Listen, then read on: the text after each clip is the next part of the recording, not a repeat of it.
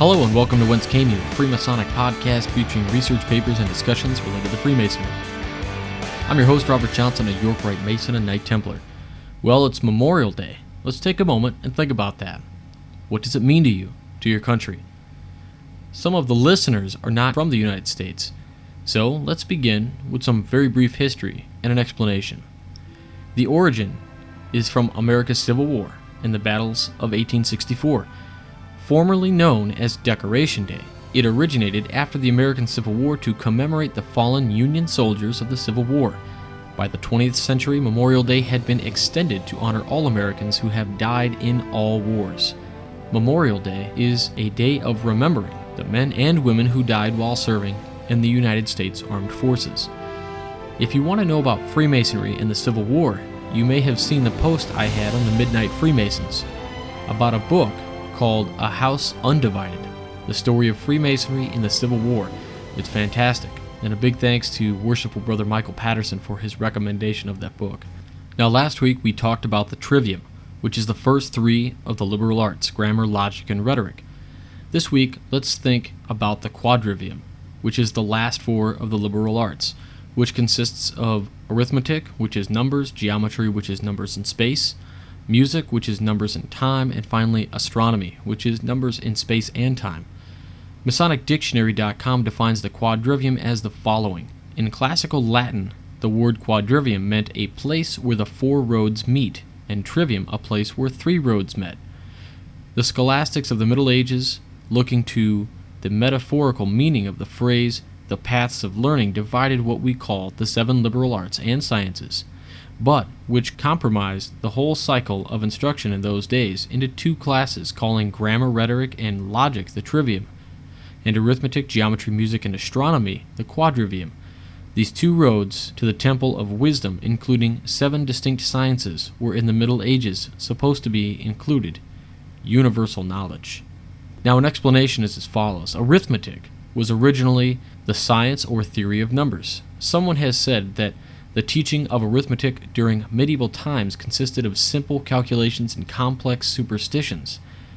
This seems too simple a view, although perhaps not a wholly unreasonable one. It seems likely that the arithmetic of the quadrivium probably consisted of four elements. These would have been numeration, the naming of numbers, notation, the writing and reading of numbers, counting, the act of numbering, and computation, the manipulation of numbers. For all this simplicity, years later the mathematical Carl Gauss was able to refer to arithmetic as the queen of mathematics. Geometry. In this day of calculators and computers, mathematics holds little of mystery or romance for any except the most dedicated mathematician. As a result, it is difficult for one to relate to Plato's statement, geometry will draw the soul toward truth and create the spirit of philosophy. To understand this, one must remember that Greeks pursued all mathematics out of intellectual curiosity and zest for pure thought. They were concerned with teaching men to reason abstractly and preparing them to contemplate the ideal and the beautiful. Their complete absorption with geometry led them to convert mathematical ideas into geometrical ones. Their preference for idealizations and abstractions expressed itself in a mathematical spirit whose ultimate end was philosophy. It is essentially this Greek idealization of geometry that has carried over into Masonry. Astronomy. Astronomy today is one of the exact sciences, and it has long since divested itself of the metaphysics and mysticism which once characterized its studies. In the minds of all people, astronomy is the science of the heavens, and has been closely connected with religious tradition. It was long thought that in the heavens would be found the supernatural causes of observed phenomena, as well as the answers to the future. Masonry has idealized astronomy as it has geometry. The monitorial lecture tells us that astronomy is that divine art, by which we are taught to read the wisdom, strength, and beauty of the Almighty Creator in those sacred pages, the celestial hemisphere. For Masonry, the value of astronomy is metaphysical rather than physical, as indicated by the final sentence of the lecture. While we are employed to do the study of this science, we must perceive unparalleled instances of wisdom and goodness, and through the whole creation, trace the glorious author by his works. Music. Somewhere back in time, man discovered that the sounds from his stringed instrument depended on their lengths. He further found that putting multiple strings together allowed him to produce a pleasing harmony. His inquiring mind led him to discover that the ratio of the lengths of the strings were simple whole numbers. So from the time of Pythagoras, the study of music was regarded as mathematical in nature. It seems strange to think of music as mathematical until one considers the words of philosopher and mathematician Gottfried Leibniz. Music is the pleasure the human soul experiences from counting without being aware that it is counting. It was this essentially mathematical character of music that leads to its being included in the Quadrivium. That concludes the section on the Quadrivium. This week we do in fact have a Grand Lodge spotlight. My neighbors to the north, the Grand Lodge of Minnesota, responded and gave me the okay to read from their website. So the following is from their website, mn-masons.org. For over 159 years, Masonry has played an important part in the social order of Minnesota. We attempt to carry on the legacy of our brothers, Doctors William and Charles Mayo, Harold Stason, and Hubert Humphrey, among many other distinguished Minnesotans. We are men who believe in a supreme being but may call him by many names: God, Allah, Jesus, the Great Spirit.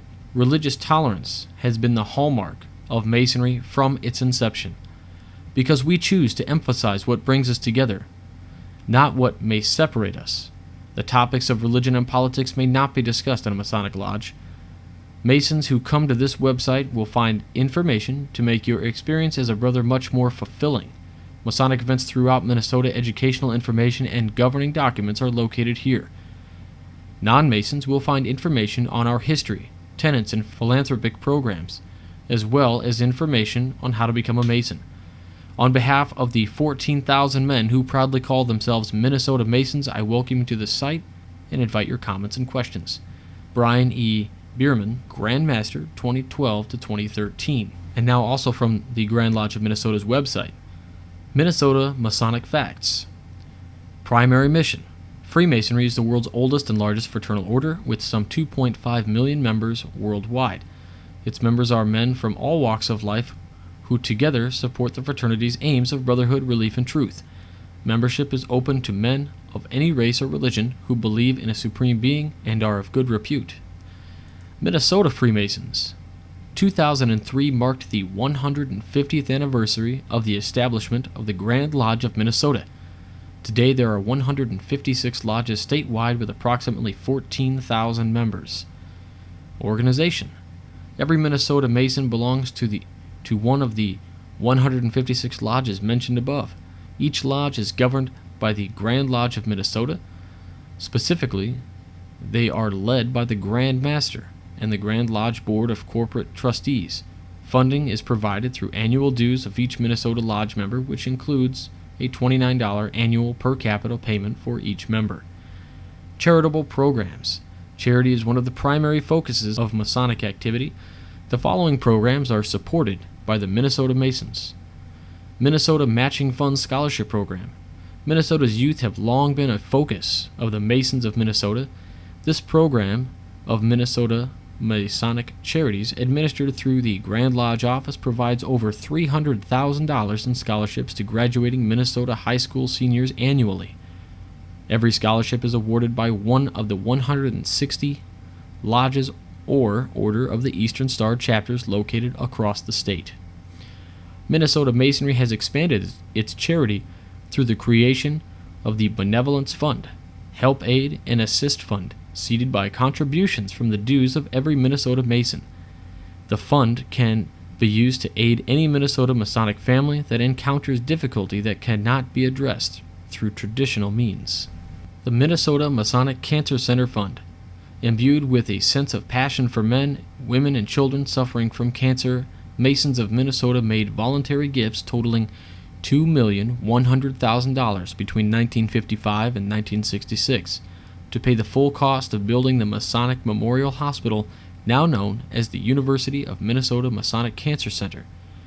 Carrying on its long tradition of supporting cancer research and education, in 1991 the Minnesota Masonic Cancer Center Fund Incorporated pledged $5 million to the Minnesota Medical Foundation, the official fundraising arm of the University of Minnesota Medical Schools, to build a new cancer research facility. At that time, this was the largest commitment the Minnesota Masonic Cancer Center Fund Incorporated had ever made. The new cancer research facility was named the Masonic Cancer Research Building. This state-of-the-art facility is located on the east bank of the University of Minnesota campus in Minneapolis. It contains laboratory space and houses a diverse team of outstanding cancer researchers who lead the way in expanding and intensifying Minnesota's cancer research efforts. In 2005, the Minnesota Masonic Cancer Center Fund again renewed its commitment to the fight against cancer by announcing the Partners for Life campaign. This fundraising effort has pledged $10 million to help build a new Masonic Oncology Pavilion at the University of Minnesota. When completed, the Masonic Oncology Pavilion will help the university complete clinical trials and in other ways be more competitive for top medical talent and national cancer grants. Minnesota Masonic Homes. In July 1920, the original Minnesota Masonic Home opened its doors in Bloomington. Since that time, Minnesota Masonic Homes has served thousands of people, Masons, Eastern Star members, and others in need. Today, this community houses approximately 300 residents in independent living, assisted living, and 24-hour skilled nursing areas. In 1999, Minnesota Masonic Home expanded its services to the aging by adding Masonic Home Northridge and Care Break Adult Day and Transportation Program in New Hope. A Masonic Home Northridge is home to more than 700 residents. The Northridge community includes senior apartments, personal care suites, and 24-hour skilled nursing care. So again, if you want to know more about the Grand Lodge of Minnesota, visit their site at www.mn-masons.org. Freemason Conspiracies. Another good one this week. As you can imagine, I dug this up on some backwater website. Gene Roddenberry, the creator of Star Trek, was a 33rd degree Scottish Rite Freemason. This is why we have Scotty, Spock's Kabbalistic Masonic V hand gesture, pyramid-shaped communicators, and other Masonic symbols. The name Captain Kirk comes from Cirque, meaning church in Scottish. So the church, Captain Kirk, is the head of the Starship Enterprise. What enterprise? Whose enterprise do you think? Take note that the Vatican actually funds and controls every astronomical telescope and observatory in the world. All findings run through the Vatican before both the public and the scientific communities. What does this tell us? Meanwhile, the Masonic movie/music industries give us stars, superstars, divas, celebrities, models, and idols to worship. Wow, that's a good one, huh? That was just all over the place. Anyway, this week's famous Freemason is Francis Julius Bellamy. Francis Julius Bellamy, born May 18, 1855, died August 28, 1931. Francis Julius Bellamy, one-time Baptist minister and prominent member of the Christian Socialist movement, wrote the original United States of America Pledge of Allegiance, first published in the September 8, 1892 issue of the Youth's Companion. Bellamy, then a committee chairman of the National Education Association, structured a public school program around a flag-raising ceremony and a flag salute, his Pledge of Allegiance. This pledge has since come under several, sometimes controversial, revisions. Bellamy's original words were, "I pledge allegiance to my flag and the republic for which it stands, one nation, indivisible, with liberty and justice for all." Bellamy considered adding the word equality to stand with liberty and justice, but feared it would be too controversial.